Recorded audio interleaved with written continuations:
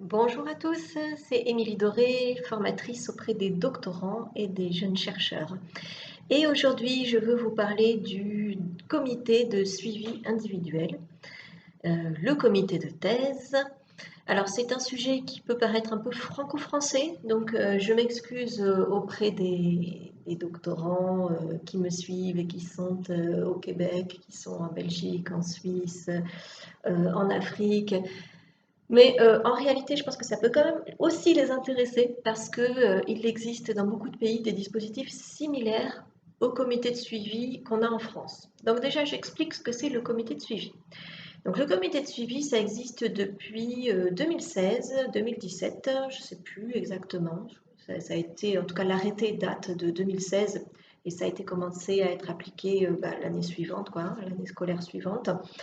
Et je vais vous lire carrément, je l'ai laissé ici, le texte de l'arrêté donc du ministère, qui nous dit un comité de suivi individuel du doctorant veille au bon déroulement du cursus en s'appuyant sur la charte blablabla. Il évalue dans un entretien avec le doctorant les conditions de sa formation et les avancées de sa recherche. Il formule des recommandations et transmet un rapport de l'entretien au directeur de l'école doctorale, au doctorant et au directeur de thèse. Il veille notamment, attention, à prévenir toute forme de conflit, de discrimination ou de harcèlement. Donc, à la base, le comité de suivi, c'était un truc qui avait été inventé pour sortir du binôme doctorant-directeur et pour, en fait, aider le doctorant dans sa démarche, dans son parcours de thèse, pour qu'il ait des interlocuteurs qui puissent déjà l'aider s'il y avait des soucis avec son directeur, mais pas seulement, avec qui il puisse aussi parler de ses problèmes d'organisation, de ses problèmes matériels, voilà, de ses problèmes en général avec la thèse. Donc c'est pas un jury, hein, pas du tout, et c'est pas un examen le comité de suivi. Ça c'est quand même important à avoir en tête. Voilà. Euh, donc globalement, en général, il y a une réunion du comité de suivi par an avec deux professeurs qui ne sont pas notre directeur. Parce que bon, alors ça, je sais que dans certaines écoles doctorales, et de moins en moins, mais quand même, il reste certaines écoles doctorales qui invitent le directeur à la réunion du comité, mais normalement, non. Normalement, c'est un espace pour que le doctorant puisse parler de sa thèse sans qu'il y ait son directeur qui regarde. Donc ce sont en général deux professeurs qui sont des tiers, en fait, hein, des personnes tierces, et qui vont venir parler avec le doctorant, savoir si tout se passe bien, etc. Ok? Donc, sur le papier, c'est plutôt sympathique le comité de thèse. Dans les faits, quand je parle avec les doctorants qui vont avoir bientôt leur comité de suivi, en général, c'est le gros stress.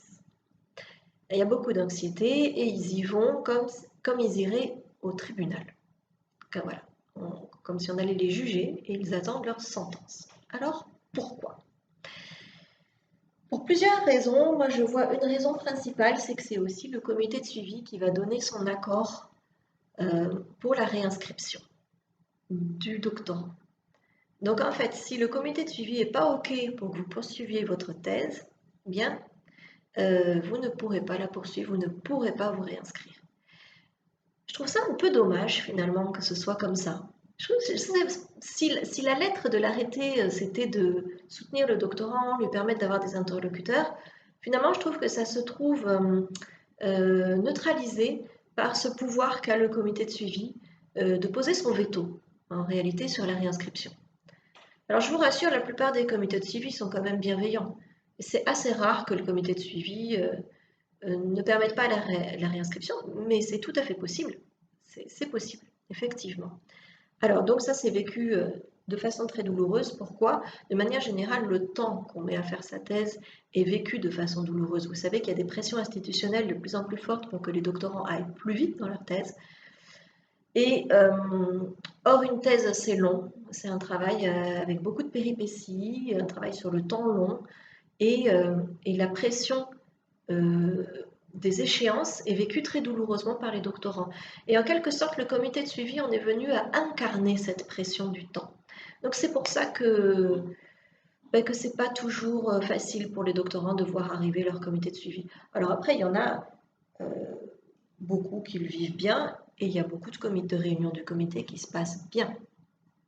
Mais simplement, je vous rapporte ce que moi j'observe aussi, qu'il y a quand même chez beaucoup une tonalité d'anxiété autour de cet événement qui est la réunion du comité de suivi, donc qui a lieu, ça dépend des facs, hein, mais en général au printemps, donc mai-juin, ou à l'automne.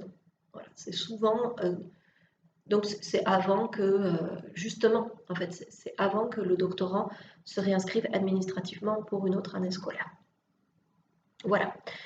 Donc ça, c'est les explications globales sur le comité de suivi. Alors moi, là-dedans, il y a certains paramètres que je ne peux pas changer pour vous.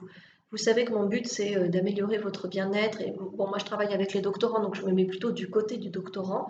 Je ne peux rien faire si vous avez des membres de votre comité de suivi qui sont un peu sévères, pas très bienveillants, pas très compréhensifs, ou si ça, voilà, là, je ne peux pas agir là-dessus. Euh, Par contre, il y a aussi, ouais, je ne peux pas agir non plus, et vous non plus, sur le fait que parfois, certains membres des comités de suivi sont amis ou très proches de votre directeur, et dans ces cas-là, ils ne vont pas être en mesure de faire office de contrepoids ou d'interlocuteur vraiment tiers, parce qu'en réalité, ils sont en proximité totale avec votre directeur. Voilà. Donc ça, c'est aussi quelque chose qui fait que le comité de suivi, c'est une belle intention, mais ça ne fonctionne pas toujours comme organe de médiation, en fait. Bon, ça ne fonctionne pas comme ça. Bon, ok. Bon, ça, je ne peux pas le changer. C'est pas moi qui prends les décisions au ministère. Je n'y peux rien. Par contre, ce que je peux vous inviter à faire pour que vous viviez mieux votre réunion du comité de suivi, je peux vous inviter, vous, à un renversement de perspective pour que vous ne le voyiez plus comme votre visite annuelle au tribunal. Moi, en fait, mon propos, à travers toutes mes activités, c'est que les doctorants qui me suivent ou qui ont recours à mes services passent d'une posture ou d'une position d'étudiant qui attend anxieusement l'évaluation des professeurs à une posture de chercheur affirmé, qui valorise son travail, qui le défend, qui recherche l'échange et qui peut demander du soutien en cas de besoin, parce que c'est normal de se faire aider et d'avoir j'allais dire de travailler en équipe. Une thèse, c'est pas un travail en équipe, mais on peut quand même avoir un soutien. Ça ne doit pas être non plus un travail à 100% solitaire. Donc, je dis une thèse, c'est pas un travail en équipe. Peut-être qu'il y en a qui me regardent, qui travaillent en sciences naturelles, en physique ou dans ce qu'on appelle les sciences dures, qui bondissent, parce que pour vous, oui, c'est quand même un travail plus collectif. Mais nous, en sciences humaines, en lettres, ça reste quand même, c'est vrai, très individuel. Mais ça ne doit pas être à 100% la solitude totale. C'est important dans un travail de recherche de dialoguer, de savoir demander quand on en a besoin. Voilà. Donc, j'en viens au niveau de votre expérience individuelle. Là, je quitte les explications un peu structurelles pour en venir vraiment à votre expérience à vous. Moi, ce que je vais vous inviter à faire, c'est à vous servir de votre réunion du comité pour, contre toute attente, gagner en confiance et vous réconcilier avec votre thèse. Comment est-ce possible? Eh bien, avec deux axes. Le premier axe, ça va être de valoriser votre travail. Et le deuxième axe, ça va être de briser le tabou des difficultés et des obstacles que vous rencontrez. Alors, le premier axe, vous savez qu'on doit préparer un bilan d'activité quand on prépare sa réunion du comité. Donc, la réunion du comité, en général, les documents qu'on envoie, on envoie ce qu'on a écrit, hein, les articles qu'on a écrits, les communications, les chapitres de sa thèse qu'on a écrit, si on en a écrit, avec un petit résumé, et on l'envoie aux membres du comité. Mais on envoie aussi, enfin en tout cas moi je le conseille, un bilan d'activité. Alors parfois les écoles doctorales mettent à votre disposition un formulaire même. Sinon, vous le faites par vous-même, le bilan d'activité. Le bilan d'activité, c'est quoi? C'est le fait de noter tout ce que vous avez fait. Et quand je dis tout ce que vous avez fait, c'est les lectures, le recueil de données, les réflexions, c'est-à-dire si votre problématique a avancé. Voilà, c'est vraiment... parfois, on a l'impression qu'on ne fait rien quand on fait une thèse, mais vous faites toujours quelque chose. Et c'est ça qu'il faut valoriser, et c'est ça qui est un exercice intéressant à valoriser. Donc ça va être l'occasion d'une prise de conscience de ce que vous avez fait. Au lieu de vous dire « Oh, j'y suis pas arrivé cette année encore, j'ai pas bouclé ma thèse, j'ai rien fait, j'ai pas fait assez de choses », changez cet état d'esprit et dites-vous « Ok, je vais noter tout ce que j'ai réellement fait et tout ce que j'ai bien fait. Je vais essayer de le valoriser. » Il faut sortir de l'obsession de l'écrit et qu'il n'y aurait que l'écrit qui vaut et que si vous n'avez pas écrit de chapitre, ben c'est nul et vous n'avez rien fait. En réalité, le fait d'écrire sur son clavier, là, c'est l'aboutissement d'un processus très long. Et si ce processus n'a pas eu lieu, il n'y aura pas d'écriture.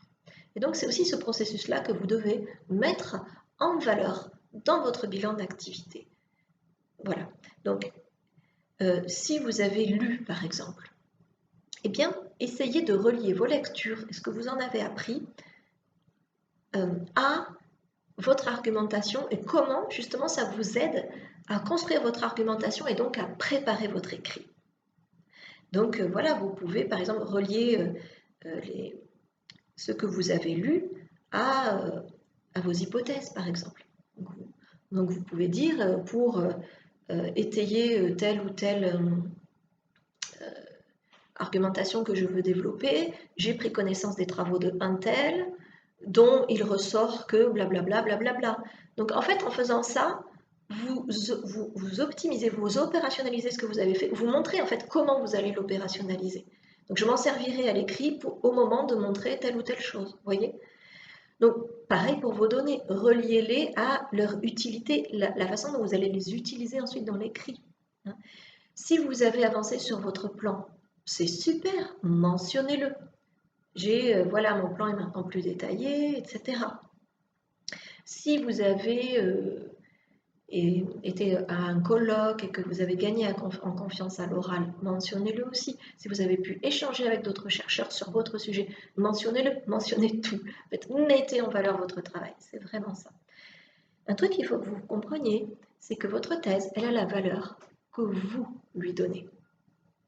Alors peut-être vous êtes en train de vous dire n'importe quoi, ma thèse, c'est plutôt mes évaluateurs qui vont lui donner sa valeur.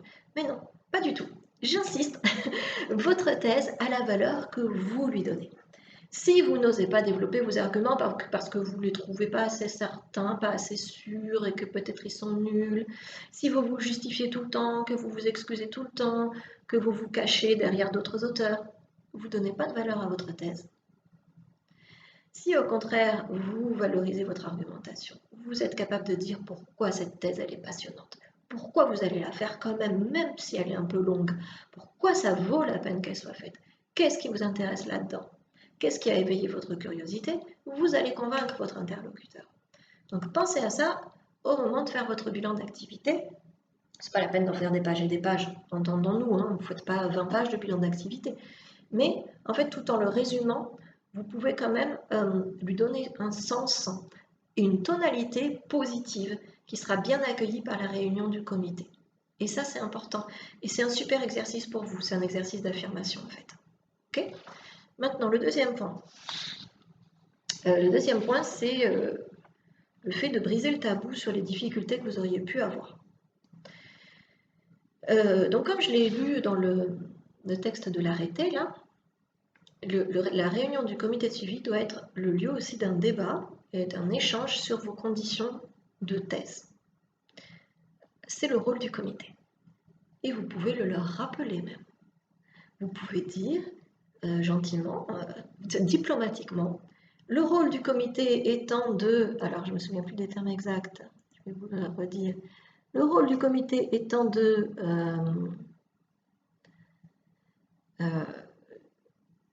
évaluer les conditions de la recherche, formuler des recommandations, et veiller à prévenir toute forme de conflit, je me permets de revenir sur les difficultés que j'ai pu rencontrer cette année. Voilà, vous pouvez le formuler de cette façon. Comme ça, vous rappelez en fait le cadre de cette réunion et le rôle qu'ils ont en des termes adéquats. Donc vous avez le droit d'évoquer vos difficultés, c'est même le lieu pour le faire. Vous n'avez pas à vous sentir jugé et à vous dire « Oh, je dois paraître parfait au comité de suivi. Hein. » Non, en fait, c'est vraiment pas du tout pour ça. Au contraire, c'est pour pouvoir évoquer ces difficultés. Donc si vous avez bloqué à certains moments de l'année, allez chercher avec le comité quelles peuvent être les causes de ce blocage et évoquez-les. J'étais perdue dans mon argumentation, j'ai dû refaire ma question de recherche, j'ai lu un ouvrage qui a remis en cause beaucoup de choses, etc. Bon, dites-le. Ou je n'ai pas pu aller sur le terrain parce que j'ai eu telle difficulté. Si vous avez des difficultés matérielles, des difficultés de financement, des problèmes de santé, voilà, des choses comme ça, des accidents de vie, vous pouvez les mentionner. Si vous n'avez rien fait, vraiment, cette année, dites-le. Et essayez de trouver une solution avec le comité. Qu'est-ce qui se passe? Qu'est-ce qui ne va pas en ce moment? En général, quand on n'a rien fait, c'est qu'on a eu des soucis. Soit on a un travail extrêmement prenant, soit on a eu des soucis de santé, des soucis familiaux, des choses comme ça.